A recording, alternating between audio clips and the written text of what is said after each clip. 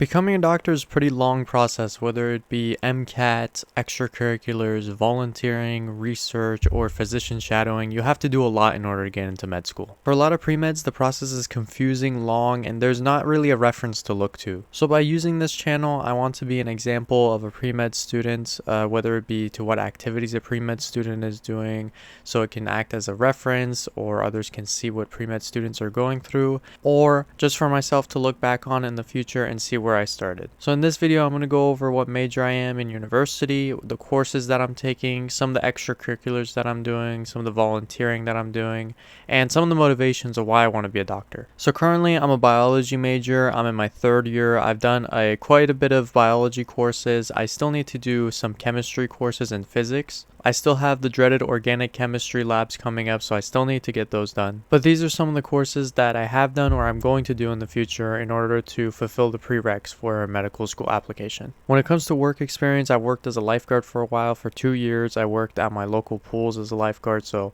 that was a pretty good first job for me to get started. It helped a lot building my resume and letting me apply for other jobs too. Currently, I'm a certified pharmacy technician at CVS. I am also a certified immunizer, so that means I give a bunch of vaccines throughout the day, whether it be the flu vaccine, shingles, hepatitis, tetanus. You can come get it all at CVS. I've been working 2 years now as a pharmacy technician. I really do enjoy the job. I first started it thinking that I want to be a pharmacist, but after looking at the job and seeing what it's like, I definitely don't want to become a pharmacist. I want more clinical interaction. That's why I actually enjoy giving the vaccines. I have a great time being an immunizer because it's actually more of a clinical work rather than pharmacy work. But my pharmacy technician experience has been really valuable to me, even though it's not one of the traditional medical assistant, EMT, CNA positions where most pre-meds go to. I think it's been really helpful for me. I've been able to learn a lot about medications, how they work, side effects, their names, and I got to see how the pharmacy actually works. So as a future physician, I can actually know what's happening when I'm sending a prescription to a pharmacy. It's also helped me be able to work in a team. I work really well with my coworkers. We communicate really well, and we designate jobs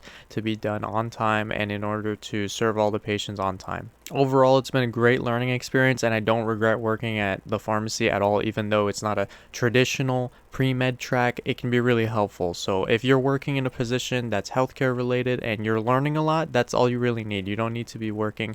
Yes, you need patient care experience, but you can get those in another place. If you're working in a position where it's not as traditional as most pre-meds go to, it's okay. You can still have learning experience that's good for your resume, good for your application. Now, in terms of patient care experience, obviously you need patient care experience because if you're going to be applying to med school, they're going to want to know that, oh, you know what being in medicine is like, you know what it's like working with patients in the clinic.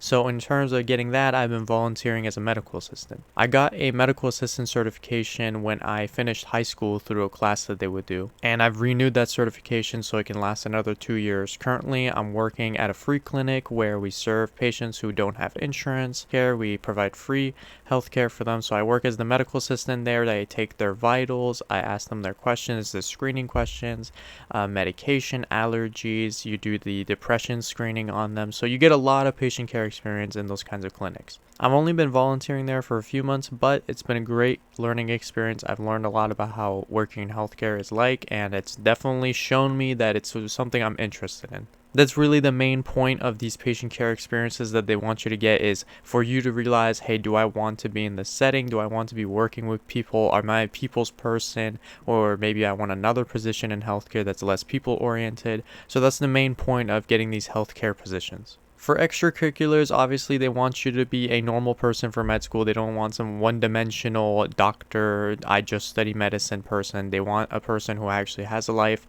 has interests, has hobbies. In terms of extracurriculars, I really like chess. I follow the current esports tournament that's going on with Magnus Carlsen in it.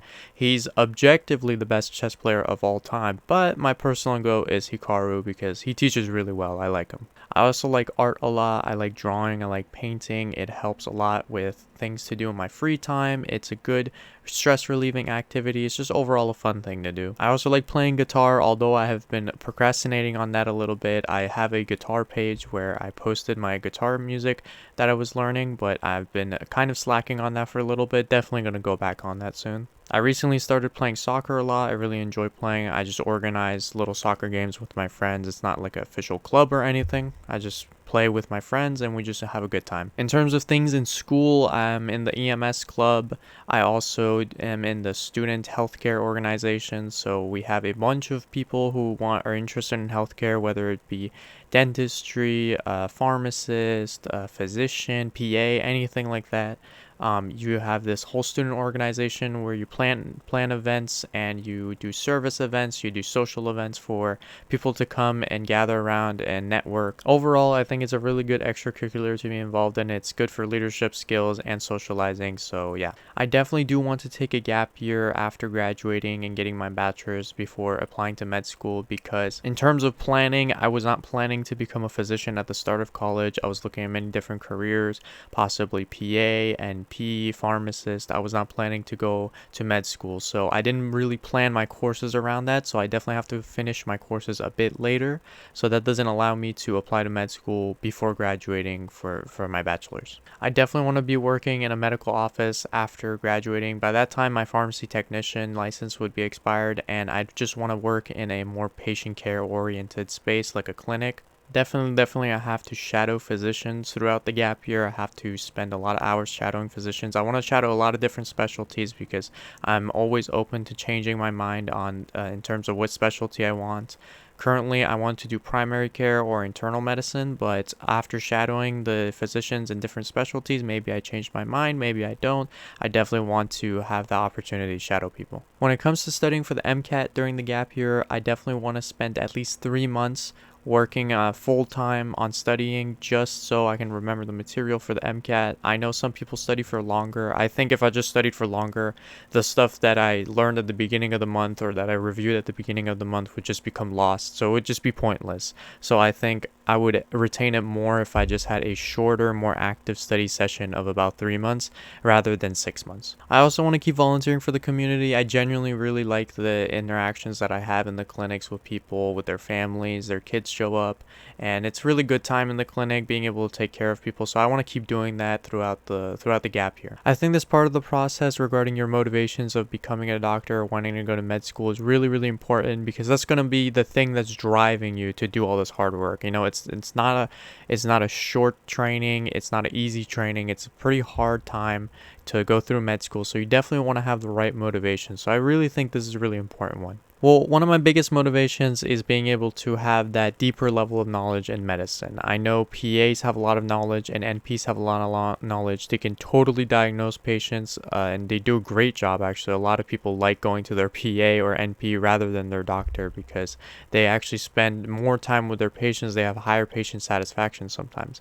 But I want to have that deeper scientific knowledge, have that deeper clinical understanding that a physician has rather than a PA. I think that's going to personally make me a lot more satisfied with what I know and being able to practice medicine as competently as I can. Also, in terms of flexibility of where I get to practice medicine, I can open my own practice. I can go over and practice overseas. I can practice in rural areas. I don't have to have the physician supervising me. I don't have to have some kind of restriction like that. Because of the fact that I'm thinking about primary care, I want to serve communities all around. So I think the best flexibility that it would provide me is being able to go to different places and immediately having the doctor credential in order to practice medicine right there. I think it's also very natural for physicians to be in a kind of leadership or teaching role. I really like teaching, as you can tell from this channel. I'm going to make a bunch of educational videos, so I really enjoy teaching. I also like being in a leadership role. So I think as a physician, you definitely get more opportunities to do that. Not that PAs can't lead, not that NPs can't lead. Even nurses are sometimes great leaders in the clinic. So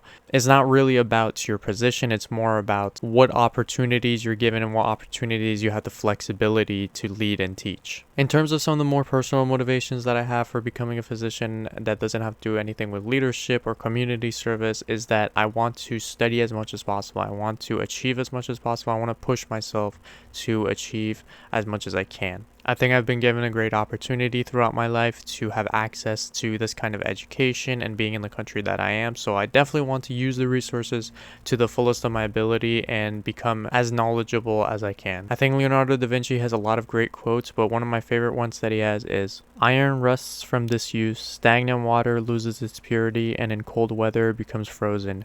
Even so does inaction sap the vigor of the mind. So we must stretch ourselves to the very limits of human possibility. Anything less is a sin against both God and man." And then the last thing is, I'm just very interested in the science of medicine. I'm always wondering, oh, how does this kind of infection happen? Or how does hepatitis damage the liver? Or how does tetanus cause paralysis? What are these toxins that it produces? So even just the general curiosity of why things happen, I want to delve even deeper into why things happen. As a physician, I think my education would allow me. I think in med school, I would be allowed to dive a lot deeper into why things happen and how the body systems work. But anyway, that's all for today's video. It's just to serve as a kind of reference for people to see what pre-meds are doing, what kind of things you have to do, what kind of activities you have to get done in order to get into med school. Because I think a lot of the times you can see the med school progress, but you don't see what came beforehand unless they just tell you the story of their life. I think it's very helpful for me to document it as it's happening. So first of all, people can look at it as it's happening, and also I have a chance to look back on it in the future, because I really do enjoy looking back on these videos. But that's all for today's video. If it was helpful, drop a like down below. If you want to see educational content, whether it be biology, medicine, even chemistry, you can subscribe down below. I'm going to be making more videos regarding them.